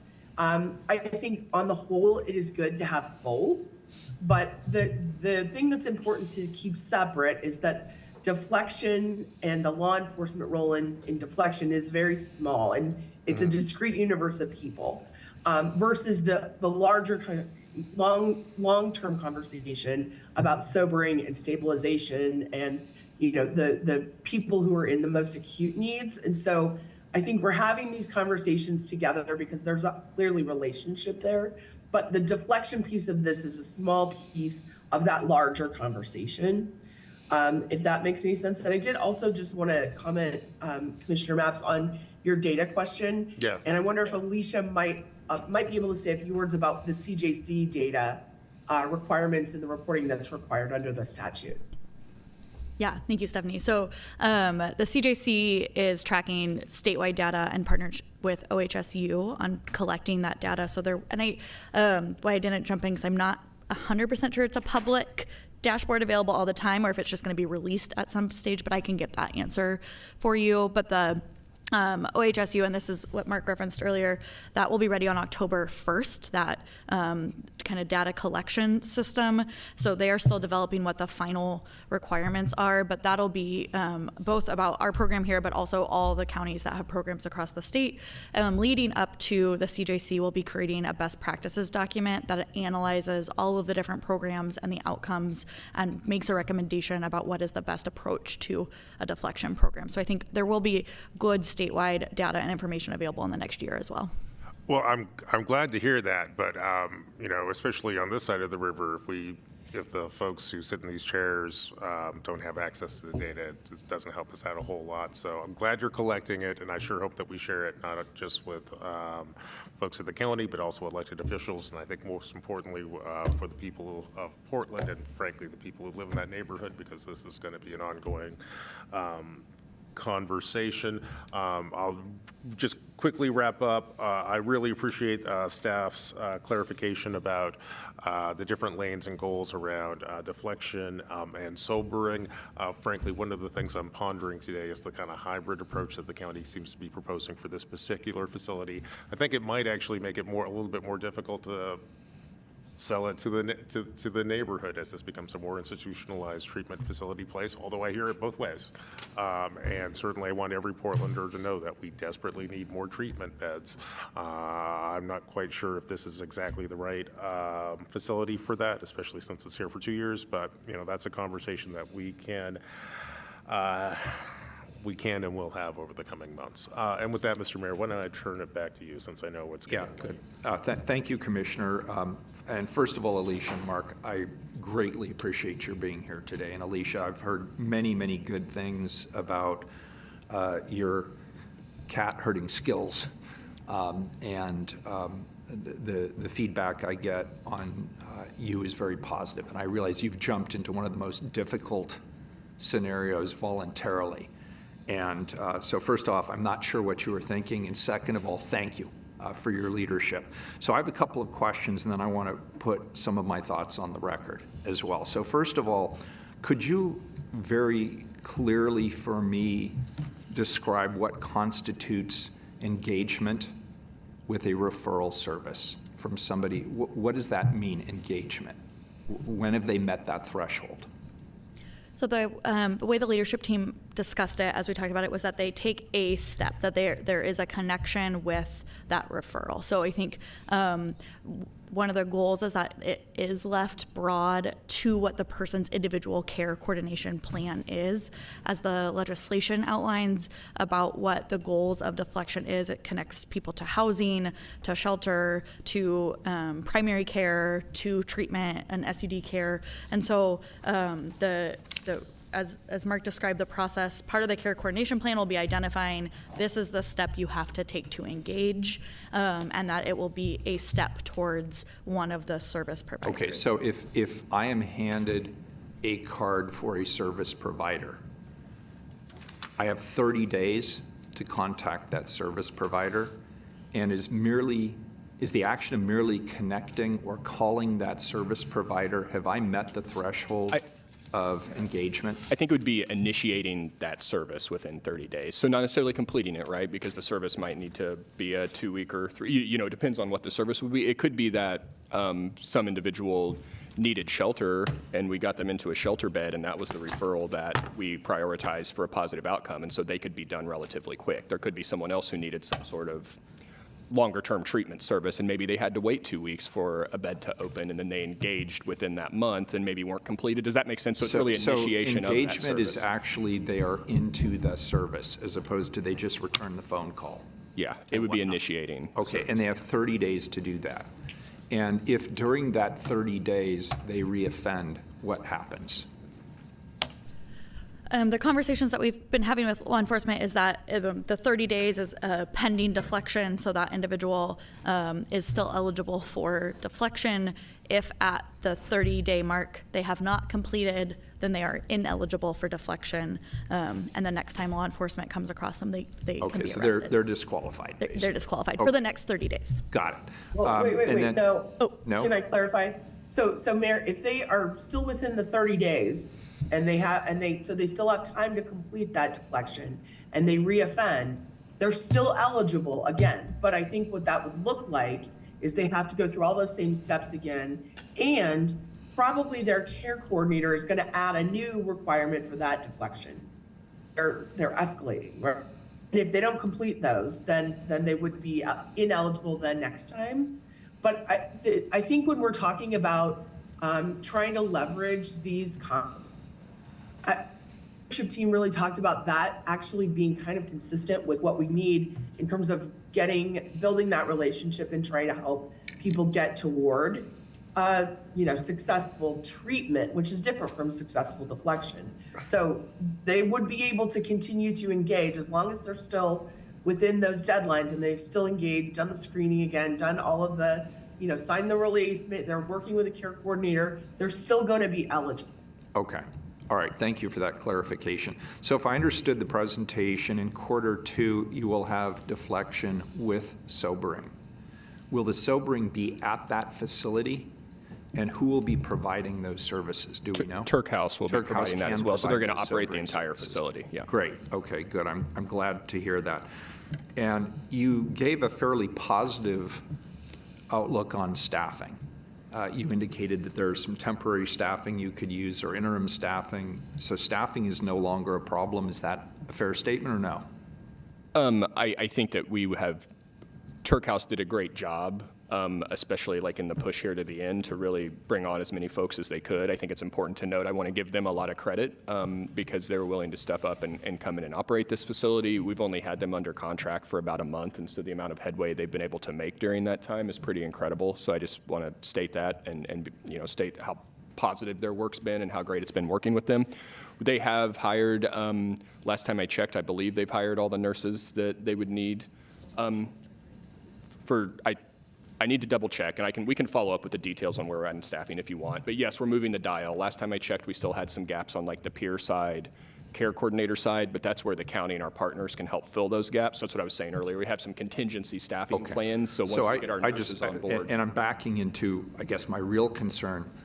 We are going to hold the line on the schedule that you have provided us. Are you confident that you can do that? Yeah. The mid-October to Yes. mid-October, yes. Yeah. Yes. Yeah. Good. Okay, great. And then with regard to the mobile deflection units that we will be using in the interim, there has been a question raised about the legality and constitutionality of offering some people a choice from 8 to 8 and offering other people no choice for exactly the same violation after 8 p.m. How do you respond to that? That question came up at the LIPSIC meeting yesterday, the local public safety coordinating. So I've read. We have looked into it. The reality is deflection is being offered differently around the state. Not all counties are offering deflection. Not all counties have the same eligibility for deflection. So we are not worried that it creates any constitutional issue. I do think we want to offer deflection to everybody. So we are having conversations about how, when there's not a peer available, how to have something available out of the hours. We need to have further conversations with our law enforcement partners to make sure it still meets their needs. But deflection is not a legally protected class, and so there isn't a constitutional issue there. Okay, great. Thank you. So I want to get a couple of thoughts into the record because I won't be here forever, and sometimes people forget what is said, and I want to make sure that my concerns are recorded. So first of all, again, I want to thank you for your hard work, for your leadership, for your willingness to be here to answer our questions and the questions of many in the community. I also want to be transparent, as my colleagues have been, about some of my concerns going forward. First of all, as we've heard, the Deflection Center itself will not be available until mid-October, and that means we are doing the mobile deflection, and as I mentioned a moment ago, we're basically doing it during business hours. And while I believe mobile deflection may be a great add-on service, I don't see it as being a substitute for a deflection center, particularly if it's only part-time. I think that creates a lot of logistical and potentially legal and constitutional problems. From a law enforcement perspective, and I am speaking from that perspective as the police commissioner, a 24/7 drop-off center is absolutely critical. It is a must-have in order to ensure that the initial deflection program is successful. And I cannot overstate the urgency of that need. And I'm hearing from all of our law enforcement partners, as well as many of our community partners, that that is an urgent must-have. And I would expect that we will continue to push towards that goal. Likewise, we need a permanent treatment facility that can provide secure treatment. And that's essential to providing a sustainable response to our complex behavioral needs in the community. And to Commissioner Gonzalez's point about using jail capacity, I want to be very clear, I'm not opposed to that at all. And I know that there is at least one wing and probably more at Inverness that could potentially be available as secure, sobering facilities. And if it comes down to it, I don't think we should be shy about potentially using a perfectly good facility that, by the way, is not located in the middle of a residential or commercial neighborhood. As everybody up here certainly understands and appreciates, my inbox is flooded with emails from community members who are desperate for a meaningful response to the drug abuse and the exploitative criminal activity that's following closely behind. And I think we all acknowledge we're seeing more of it, and it is more severe. People expect law enforcement to intervene when people are breaking the law. And when this law goes into effect on September 1st, we must answer that call. That means when the county cannot provide deflection services, particularly in those hours where they will not be available, people will be arrested and they will be booked. And we need to be clear about that. I don't want there to be any misunderstanding in the community about that. I also am concerned about the amount of time that law enforcement could spend waiting for a mobile deflection provider. Every minute that an officer is standing there waiting for the mobile deflection provider to show up, they are not responding to any of the other nearly 20,000 calls that law enforcement gets over the course of any month. And law enforcement will therefore be required to weigh the time spent on what are effectively low-level misdemeanors against the needs to respond to more serious crimes. And I don't think any of us would prefer for them to just sit there and wait indefinitely. That is not my expectation. That is not the chief's expectation. And therefore, the timeline that you have put forth to move forward with this project is absolutely essential. It's critical. That being said, I do support at least trying to rely on mobile deflection temporarily for the weeks leading up to the opening of the center in mid-October. And I want to be clear about that. It's not my favorite, but it's better than nothing. And I support you in your effort.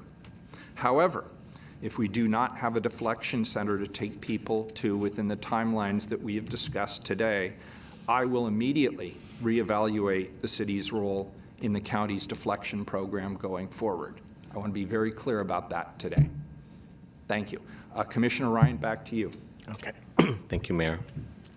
So I want to get this straight again. So what I'm experiencing is the reality of who I think who will make, the neighbors who will be making the phone calls about who they're having aggressive interactions with won't usually be the people who will be able to access the deflection center.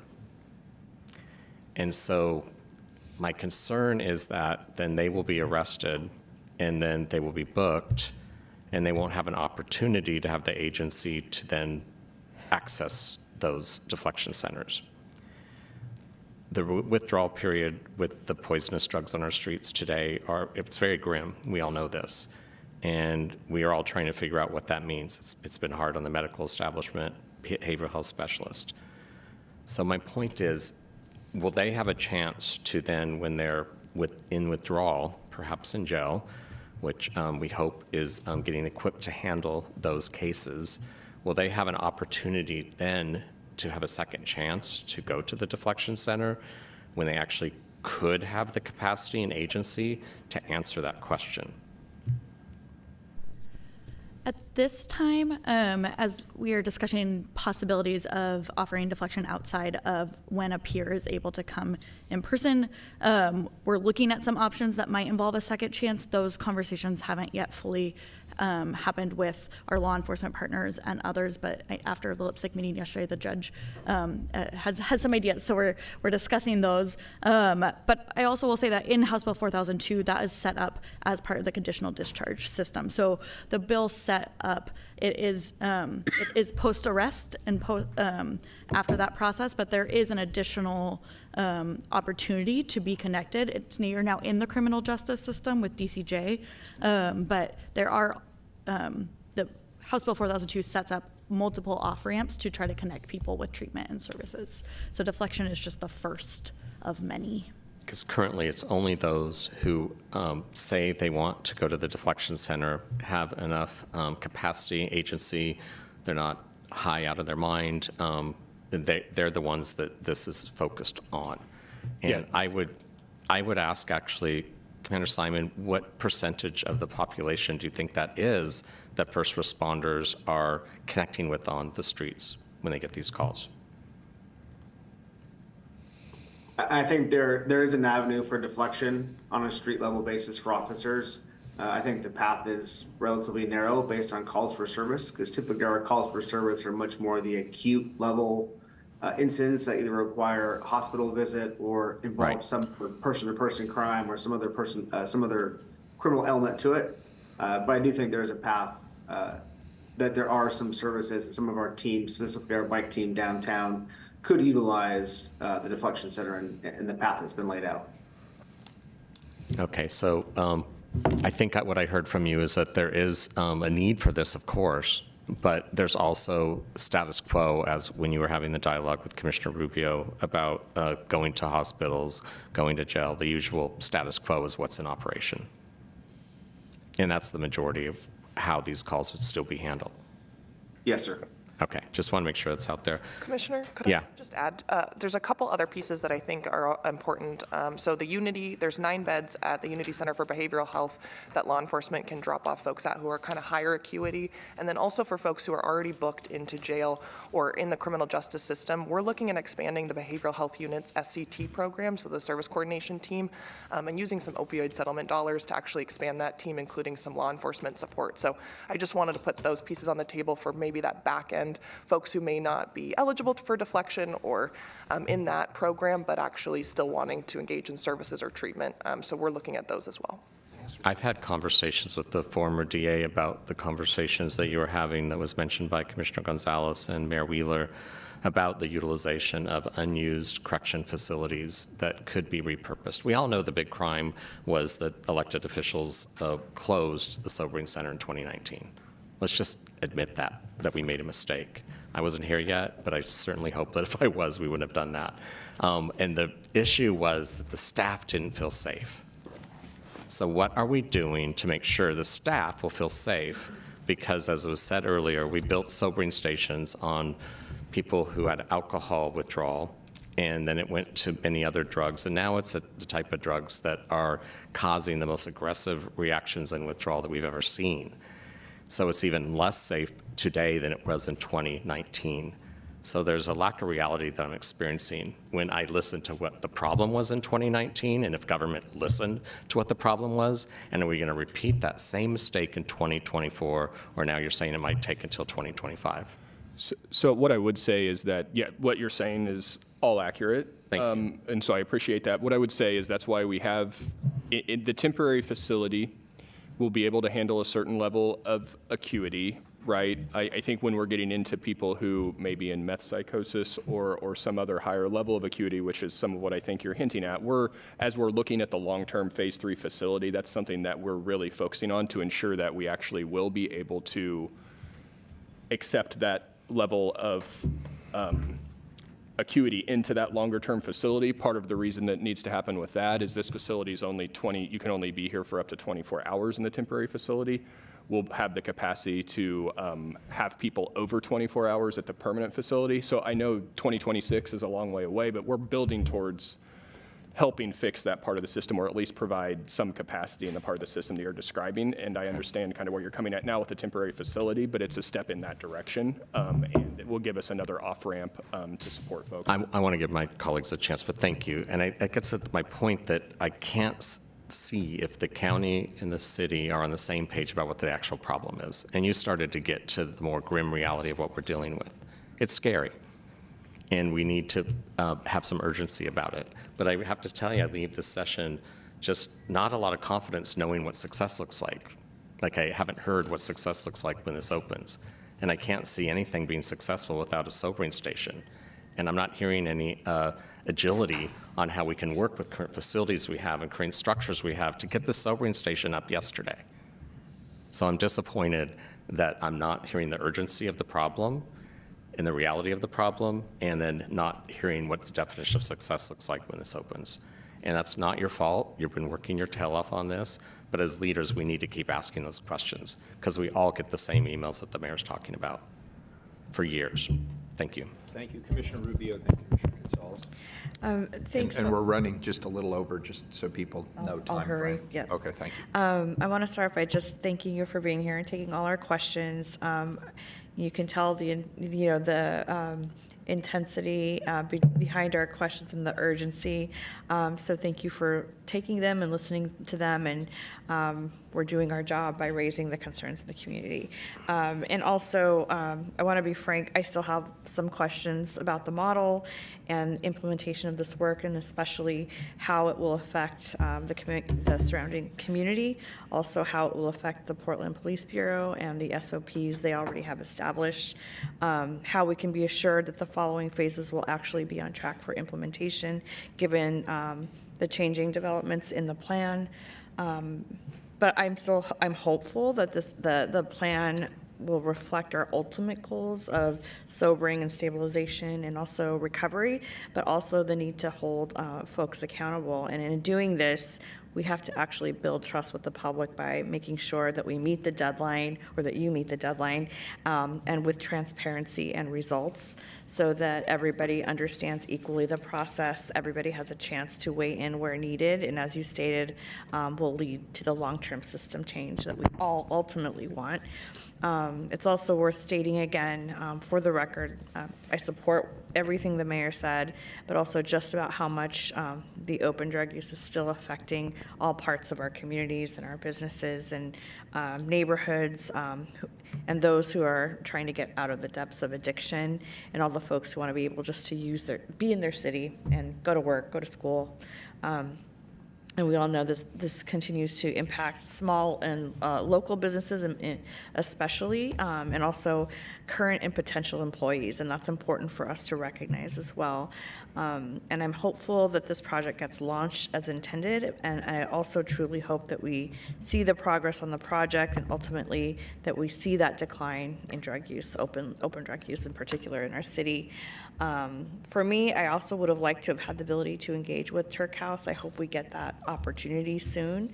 And in the meantime, I'll look forward to hearing more from Chief Day and his team as well, as to how this is working for our officers and from the community. So again, thank you for taking all these questions. I know you're bearing the brunt of all our energy today, but really appreciate it.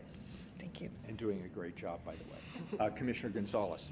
I'll keep it brief. The question of consent and engagement in this process is one that I hope we're being creative in assessing, recognizing that we're in a state that has instituted a high threshold for when the state can intervene to correct behaviors that are self-destructive. By some standards, some thinkers think we have the highest standard in the country in terms of when the state can intervene to prevent folks from harming themselves. But I think, the latter part of this discussion is really focusing on these folks with extremely high acuity that our community badly needs a mechanism for intervening with. Our tools under state law are fairly limited, and I would just caution against creating any barriers to intervention that are on top of what the state already puts on us. Our hands are tied as localities on a multitude of issues, including the question of consent. And so I would just sort of leave it with that I recognize the timeline that you've been focused on, and Commissioner Ryan kind of hinted at this, is, you're responding to what what state legislature adopted, and you're trying to stand up a deflection system that carries out the intent of the statute. And that's fine, and it's important. But our community is overwhelmed with this high acuity and these folks who are killing themselves slowly on our streets and doing deep damage to our community as they do it. And I'm not sure I see it as a lack of urgency. It's just the problem you're solving right now and the steps you're going through is slightly different than, frankly, the most vicious and difficult issue our community is facing. And we're going to have to do both at the same time somehow here. And I'll leave it at that. Anybody else? All right, thank you so much for being here today. I've learned a lot, and certainly a lot of my questions have been answered, and I'm sure we all feel the same way to the future. Thank you. We're adjourned.